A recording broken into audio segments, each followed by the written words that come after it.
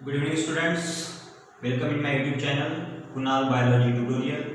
तो चलिए आज हम हमारा नेक्स्ट टॉपिक स्टार्ट करते हैं, स्ट्रक्चर ऑफ एंटीबॉडी। इसके पहले हम जो पॉइंट देखा था वैक्सीनेशन। तो वैक्सीनेशन में हमने ये जाना कि वैक्सीनेशन हमको कब करना पड़ता है या उसकी प्रॉपर्टीज क्या है, उसका क्राइटेरिया क्या है। हमने उस चैप्टर में उस पॉइंट में हमने ये भी देखा था कि अगर हमारे बॉडी का जो इम्यून रिस्पॉन्स है अगर प्रॉपर अगर जनरेट अगर नहीं हो रहा है तो उसको एनहांस करने के लिए, डिसीज को क्योर करने के लिए हमारे इम्यून सिस्टम को उस एंटीबॉडी को मतलब एक स्ट्रेंथ मिलने के लिए हम क्या लेते हैं, वैक्सीन लेते हैं। ठीक है, तो जो कि हमारी बॉडी की इम्यून सिस्टम को एनहांस करता है और हमको डिसीज से क्योर करता है। ओके, ये हमने पिछले लेक्चर में देखा था। तो आज का हमारा जो लेक्चर है वो है स्ट्रक्चर ऑफ एंटीबॉडी। जैसे कि एंटीबॉडी ये आपने वर्ड सुना है पहले ही। ओके, जो मेरा इस लेक्चर में सबसे स्टार्टिंग में जो मैंने एक वीडियो बनाया था उसमें मैंने आपको इम्यूनोलॉजिकल कांसेप्ट्स मैंने आपको कुछ बताई थी। अगर आपको इस चैप्टर में अगर पढ़ना है तो सबसे पहले एंटीजन एंटीबॉडी क्या है ये सारे मैटर मैंने आपको पहले ही बताया है। ओके, तो आज हम इस पार्ट में हम जानने की कोशिश करेंगे कि जो जिस एंटीबॉडी की हम बात करते हैं उसका एक्चुअल में स्ट्रक्चर कैसा है। ओके, वो हम जानने की कोशिश करेंगे। चलिए हम इस पार्ट को स्टार्ट करते हैं। ठीक है, आप जो डायग्राम में आप देख रहे हो, जो स्ट्रक्चर आप देख रहे हो, ये टिपिकल स्ट्रक्चर है किसका, एंटीबॉडी का। ठीक है, एक बात समझ लीजिए, जो आप जो यहाँ पे डायग्रामेटिक रिप्रेजेंटेशन देख रहे हो ये वही एंटीबॉडी है जो कि हाईली स्पेसिफिक होती है एंटीजन के अगेंस्ट। ओके, जैसा एंटीजन आएगा वैसे ही हमारी एडेप्टिव इम्यून सिस्टम, कौन सी immune system, adaptive immune system, because innate immune system कभी भी एंटीबॉडी को जनरेट नहीं करेगी। वहां पे कुछ बैरियर्स थे जो कि हमने पहले की प्रीवियस लेक्चर में हमने डिस्कस किए। ओके, तो आज जिस हम लेक्चर में देख रहे हैं कि जो एंटीबॉडी है वो एंटीबॉडी कौन जनरेट करता है, हमारी एडेप्टिव इम्यून सिस्टम। तो एंटीबॉडी को जनरेट कैसे किया जाता है इसका भी हमने पिछले लेक्चर में यहाँ पे स्टडी किया था। जो हमारी टी सेल जब एक्टिवेट होती है तो टी सेल के एक्टिवेशन हो जाने के बाद टी सेल खुद के क्या बनाती है, क्लोन्स बनाती है, जिसमें से एक उसका क्लोन होता है टी हेल्पर सेल। क्या होती है, टी हेल्पर सेल। और टी हेल्पर सेल स्टिमुलेशन देती है बी सेल को। किसको स्टिमुलेशन देती है, बी सेल को। And then B cell converted into plasma cells. ठीक है, किसमें कन्वर्ट होती है, प्लाज्मा सेल्स में कन्वर्ट होती है। और प्लाज्मा सेल्स देन बाद में बनाती है एंटीबॉडीज। ठीक है, और एंटीबॉडीज का रेट बढ़ने का इतना रैपिडली फास्ट होता है, मतलब उसका रेट बहुत फास्ट होता है, जो कि प्लाज्मा सेल जो एंटीबॉडी जो बना रही है वो इतना रैपिडली बनाती है कि उसका रेट जाने के बाद दंग रह जाओगे कि वो कितना बनाती है, 2000 पर सेकंड। मतलब 1 सेकंड के अंदर अंदर हमारी प्लाज्मा सेल जो है वो 2000 तक एंटीबॉडी को प्रोड्यूस करती है। और इतना फास्ट अगर इम्यून रिस्पॉन्स अगर जनरेट अगर होगा तो ऑफ कोर्स हम क्योर हो जाएंगे, हमारी एंटीबॉडी उसको क्या करती है, उस एंटीजन को किल कर देगी। तो एंटीबॉडी का स्ट्रक्चर हम मतलब डिस्कस करेंगे आज। ठीक है, तो एंटीबॉडी का जो नॉर्मल स्ट्रक्चर है वो आपको थोड़ा मतलब जो हमारे जो अल्फाबेटिकल्स होते हैं उसमें जो वाई जो अल्फाबेट है उसकी तरह का आपको दिखेगा। ठीक है, जो आपको अल्फाबेटिकल मतलब जो वाई है उसी तरह आपको शेप दिख रहा है। इसका मतलब जो एंटीबॉडीज है उसका स्ट्रक्चर कैसा है, वाई शेप होता है। ठीक है, तो एक एंटीबॉडी यानी क्या है, व्हाट इज द एंटीबॉडी, सबसे पहला क्वेश्चन ये है हमारा। शेप तो आपको पता चल गया, शेप कैसे, इसका वाई शेप है। ओके, लेकिन what is the antibody, antibody is one kind of glycoprotein. क्या है ये, एक ग्लाइकोप्रोटीन है, ग्लाइकोप्रोटीन। ठीक है, वो सिर्फ एक प्रोटीन नहीं है। सबसे पहले बात एक बात समझ लीजिए आप, जो एंटीबॉडी जो हम यहाँ पे तैयार कर रहे हैं, बीटा सेल जो मतलब जो हमारे यहाँ पे जो प्लाज्मा सेल तैयार कर रहे हैं वो सिर्फ प्रोटीन नहीं है। ओके, वो क्या है, वो ग्लाइकोप्रोटीन है। ग्लाइकोप्रोटीन का मीनिंग क्या होता है, ऐसा प्रोटीन जिसको कार्बोहाइड्रेट ग्रुप क्या है, अटैच है। ओके, तो उसको हम कहते हैं ग्लाइकोप्रोटीन। और ग्लाइकोप्रोटीन मतलब क्या है, हमारे यहाँ पे एक एंटीबॉडी। ठीक है, तो हम एंटीबॉडी के बारे में एक बार दो बातें जानते हैं कि वो उसको क्या अटैच रहते हैं, कार्बोहाइड्रेट ग्रुप अटैच रहता है, इसको उसको बोलते हैं हम ग्लाइकोप्रोटीन बोलते हैं। उसका शेप कैसे होता है, वाई होता है। ठीक है, तो हम इस पे देख रहे हैं कि जो इसको मतलब दो, इसको 4 पॉलीपेप्टाइड चेन होती है। क्या कितनी चेन होती है, 4। ठीक है, जिसमें से 2 लाइट चेन होती है। ठीक है, कितनी होती है, 2 लाइट चेन। हम इसको काउंट करके कहां पे लाइट चेन है, कहां पे हेवी चेन है। ठीक है, ये जो आप देख रहे हो, इतना पोर्शन आप देख रहे हो, ये है लाइट चेन। ठीक है, तो ये एक लाइट चेन, सेकंड ये। ओके, देखिए समझ लीजिए इसको, ये है एक लाइट चेन। ठीक है, एक हो गया, और ये 2, मतलब हमारे पास कितने लाइट चेन है, 2 लाइट चेन है हमारे पास।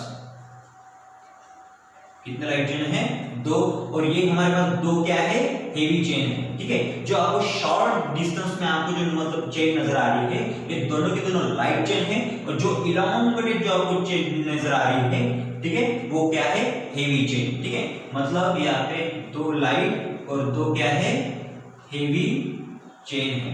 इसका मतलब ये जो मतलब दो हेवी और दो मतलब लाइट चेन है, ये भी एक प्रोटीन है जिसको हम बोलते हैं पॉलीपेप्टाइड। ठीक है, मतलब बहुत सारे पॉलीपेप्टाइड चेन से बनी है। तो हमारे पास कितने पॉलीपेप्टाइड यहाँ पे चेन है, 4, दो लाइट एंड दो हेवी। ओके, तो अभी यहाँ पे हम देख रहे हैं कि जो मैंने यहाँ पे रेड मार्क किया है वो एक्चुअल में है क्या।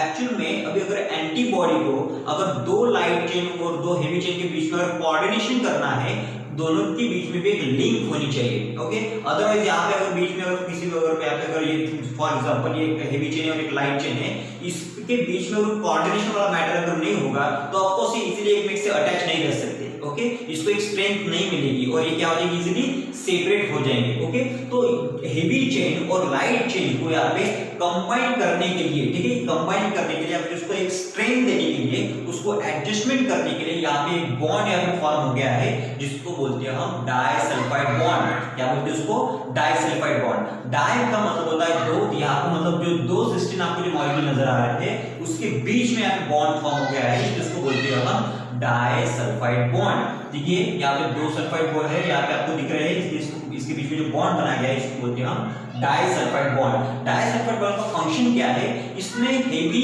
और लाइट चेन को मिक्सअप किया है, मतलब इसको ज्वाइन किया है। किसके लिए, ताकि जब भी लाइट और हेवी चेन जब इंटरेक्शन करें तो दोनों भी एक साथ में ही जाएंगे।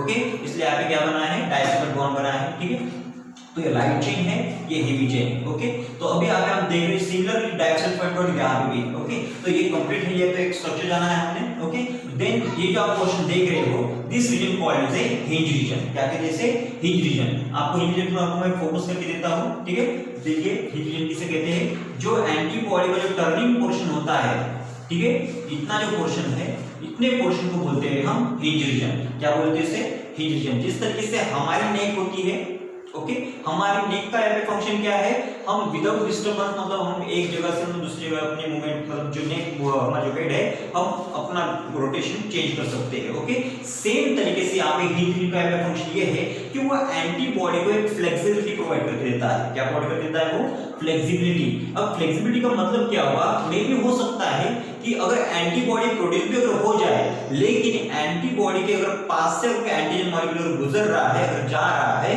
तो एंटीबॉडी यहां से होके मतलब इस पोजीशन से चेंज होके, ठीक है, मतलब अगर एंटीबॉडी यहां पे है और एंटीजन अगर यहां से जा रहा है तो हिंज रीजन इस तरीके से क्या होगा, बाइंड होगा। ठीक है, तो जिस तरीके से हमारे नेक फ्लेक्सिबल है उसी तरीके से हिंज रीजन भी क्या होता है, थोड़ा फ्लेक्सिबल होता है। और हिंज रीजन में भी कौन सा बॉन्ड होता है, डाइसल्फाइड बॉन्ड होता है। ठीक है, वहां पे दो सल्फाइड बॉन्ड हमको दिख रहे हैं। ओके, इसलिए हम इसको बोलते हैं डाइसल्फाइड बॉन्ड। मतलब यहाँ पे दो हेवी चेन और दो लाइट चेन को मिक्सअप करने का फिर ज्वाइन करने का काम किसने किया है, डाइसल्फाइड बॉन्ड ने किया है। ओके, तो ये है हमारा स्ट्रक्चर। ठीक है, तो ये डाइसल्फाइड के बारे में, बॉन्ड के बारे में जाना हमने, लाइट चेन और हेवी चेन के बारे में जाना है। ओके, देन हम देखते हैं कि जो एंटीबॉडी का जो मेन पार्ट जो होता है, जो एक्चुअल में फंक्शनल पार्ट होता है, एंटीजन बाइंडिंग साइट। अब एंटीजन बाइंडिंग साइट मतलब इसके नाम में इसका फंक्शन लिखा है, क्या होता है तो, ठीक है, एंटीजन मतलब जहां पे एंटीजन मॉलिक्यूल क्या हो रहा है, एक्चुअल में बाइंड हो रहा है। ओके, तो ये जो पोजीशन है, ये जो मतलब पोर्शन देख रहे हो जहां पे मैंने इस पोर्शन को डार्क करके रखा है, इतना पोर्शन तो वेरिएबल है, लेकिन जहां पे आप यहाँ पे डोमेन देख रहे हो, इस पोर्शन को कहते हैं डोमेन। क्या कहते हैं इसे, डोमेन कहते हैं। जहां पे एक्चुअल में क्या होगा, एंटीजन मॉलिक्यूल वहां पे फिक्स होगा, वहां पे बाइंड किया जाएगा। तो उस साइट को कहते हैं हम, जहां पे एंटीजन वहां पे बाइंड हो रहा है, उस साइट को कहते हैं हम, या उस मतलब पोजीशन को कहते हैं हम एंटीजन बाइंडिंग साइट। क्या कहते हैं उसे, एंटीजन बाइंडिंग साइट। मतलब यहाँ पे इतनी बड़ी एंटीबॉडी है, पूरा एंटीबॉडी का स्ट्रक्चर है, लेकिन यहाँ पे कहते हैं एंटीजन बाइंड नहीं हो रहा है। ठीक है, उसको रिकॉग्नाइज करने का काम, उसको बाइंड करने का काम सिर्फ इस पोर्शन में हो रहा है, इसलिए इसको बोलते हैं हम एंटीजन बाइंडिंग साइट। और एंटीजन बाइंडिंग साइट को ही हम कहते हैं पैराटोप। क्या कहते हैं उसे, पैराटोप। ओके, तो ये कंप्लीट स्ट्रक्चर है किसका, एंटीबॉडी का। ओके, अब एक बात जान लीजिए कि जनरली हम आई होप मतलब आपको ये सारी चीजें समझ में आ गई होगी कि मतलब कहां पे एंटीजन बाइंड होता है। ठीक है, मैं आपको थोड़ा डायग्राम में आपको बताना चाहूंगा किस तरीके से यहाँ पे एंटीजन यहाँ पे बाइंड होता है। ठीक है, तो यहाँ पे देखिए एंटीजन बाइंडिंग साइट है, तो इस तरीके से आपका क्या होगा, यहाँ पे एंटीजन यहाँ पे बाइंड होगा। ओके, इस तरीके से।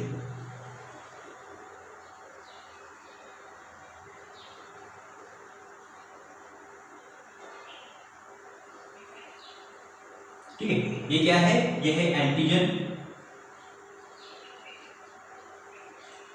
ये क्या है, ये है एंटीजन। ओके, तो मतलब यहाँ पे इस तरीके से एंटीजन यहाँ पे बाइंड होगा, और जहां पे एंटीजन यहाँ पे बाइंड हो रहा है हम देखा है कि उसको क्या कहते हैं, हम एंटीजन बाइंडिंग साइट भी कहते हैं या फिर इसे हम पैराटोप भी कहते हैं। ओके, तो मतलब इस पॉइंट में हमें ये जाना है कि मतलब इसका स्ट्रक्चर कैसा है, वाई लाइक शेप में होता है इसको 4 पॉलीपेप्टाइड चेन होती है, 2 हेवी चेन और 2 लाइट चेन। ठीक है, अगर आप लाइट चेन को आप लाइट और हेवी चेन के आप अगर पोर्शन आप देख रहे हो, जहां पे जितना पोर्शन हार्ड यहाँ पे हाईलाइट करके थोड़ा मतलब आपने डार्क करके रखा है, तो ये पोर्शन कैसा है, वेरिएबल रीजन होता है इस एंटीबॉडी का, मतलब पैथोजन कौन सा भी आओ उसके अकॉर्डिंग ये पोजीशन क्या हो सकती है, यहाँ पे चेंज हो सकती है, और इसकी यहाँ का जितना भी पोर्शन होता है वो मैटर चेंज नहीं होता, इसका मतलब वो एज इट इज रहेगा। ओके, तो उसको बोलते हैं हम कांस्टेंट रीजन, क्या बोलते हैं उसे, कांस्टेंट रीजन। और ये 2 पॉलीपेप्टाइड चेन है यहाँ पे, ये 2 पॉलीपेप्टाइड चेन और ये 2 पॉलीपेप्टाइड चेन, तो इसके बीच में यहाँ पे जो बॉन्ड दिख रहे हैं वो क्या होते हैं, डार्क सल्फाइड बॉन्ड, जो कि इस एंटीबॉडी की स्ट्रक्चर क्या देते हैं, एक स्ट्रेंथ देते हैं,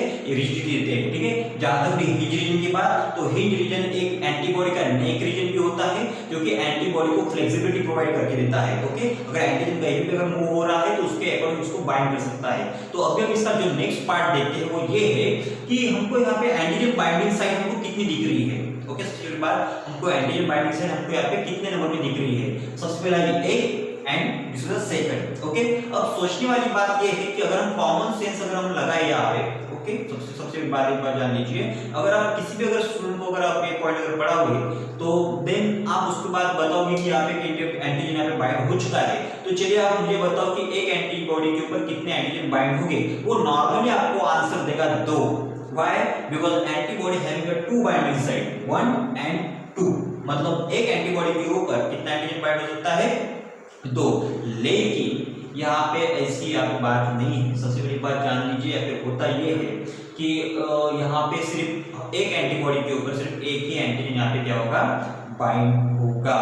क्यों, अभी यहाँ पे तो 2 एंटीजन बाइंडिंग साइट है, लेकिन एक एंटीजन क्यों बाइंड होगा, बिकॉज कभी कभी एंटीबॉडी को उस एंटीजन को हैंडल करने के लिए उसको जो स्पेसिफिक एक फ्री मोड जो चाहिए वो वहाँ पे नहीं मिलता है। ठीक है, इसलिए यहाँ पे एक एंटीबॉडी सिर्फ एक ही एंटीजन यहाँ पे मॉलिक्यूल बाइंड करने की कैपेसिटी यहाँ पे रखता है। भले यहाँ पे 2 एंटीजन बाइंडिंग साइट है, लेकिन दोनों भी अगर बाइंड अगर हो जाएंगे तो एंटीबॉडी प्रॉपर तरीके से फंक्शन वहाँ पे नहीं कर पाएगी। ओके, इसलिए भले ही यहाँ पे 2 एंटीजन बाइंडिंग साइट है, लेकिन उसके बावजूद भी सिर्फ एक ही एंटीजन बाइंड उसको उसके ऊपर हो सकता है। ठीक है, तो यहाँ पे एंटीजन, तो अभी हमको इसको ये आपको ये तो फंक्शन हो गया, इसका स्ट्रक्चर हो गया, फंक्शन हो गया इसका हेराल्डिक पार्ट का, इसका क्या मतलब होता है। तो हम यहाँ पे देखेंगे कि एंटीबॉडी इसको मतलब राइट कैसे करना है, इसको राइट डाउन कैसे करना है। तो जनरली हम यहाँ पे इम्यूनोलॉजी किताब में हम देखेंगे तो उसको यहाँ पे क्या होता है, ऐसे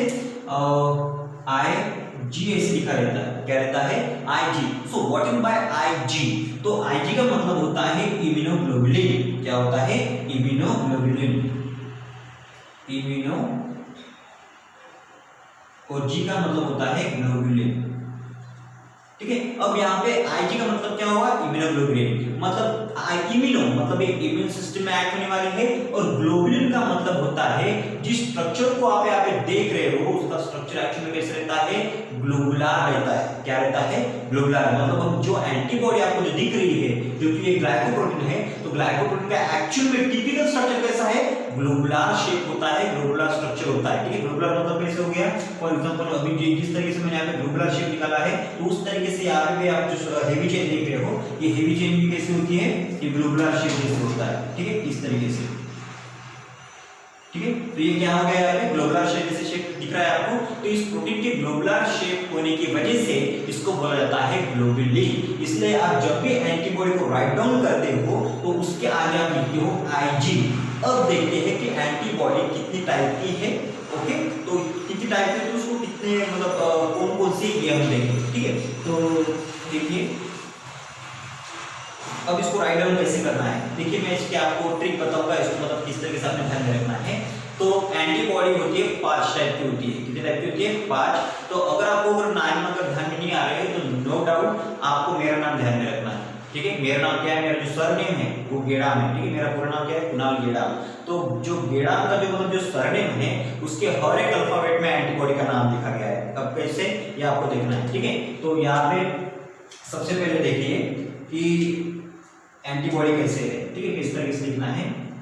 immunoglobulin G, okay, immunoglobulin G मतलब इम्यूनोग्लोबुलिन जी मतलब antibody G, then antibody E, okay, then antibody D, ठीक है, antibody A and then last is the immunoglobulin M. मतलब ये जो आप जो स्ट्रक्चर देख रहे हो, ठीक है, ये 5 टाइप के क्या है, एंटीबॉडी है, ओके, जिसको हमने इस मैरिज फेनोमेनन लिखना है और आपको इसी फेनोमेनन में आपको वहां पे एंटीबॉडी को लिखना है, ठीक है। तो ये क्या है मेरा GEDAM, GEDAM मतलब ये क्या है, ये मेरा सरनेम है लेकिन एक्चुअल में ये एंटीबॉडीज भी है, ठीक है। तो इस फेनोमेनन इस कंडीशन में आप इसको क्या रख सकते हो, आप ध्यान में रख सकते हो, ठीक है। तो ये 5 टाइप की क्या है, एंटीबॉडी है। और एंटीबॉडी हाईली स्पेसिफिक होती है, एंटीजन क्या है उसको रिमूव करने के लिए, किसी भी पैथोजन को किल करने के लिए बहुत ही इफेक्टिव होती है, ठीक है। तो उसका वेरिएबल आर में ये सारी बातें हमने यहाँ पे देखी है, ओके। तो आई होप एंटीबॉडी का स्ट्रक्चर आपको समझ में आ गया होगा, ठीक है। तो आपको अगर लेक्चर अच्छा अगर लगा है तो प्लीज वीडियो को लाइक करो, शेयर करो एंड सब्सक्राइब करो, क्योंकि इसको भूलना नहीं है। और अगर आपको कोई भी प्रॉब्लम बन जाती है तो प्लीज आप मुझे कमेंट के फॉर्म में आप मुझे क्वेश्चंस वगैरह पूछ सकते हो, ठीक है। Thank you.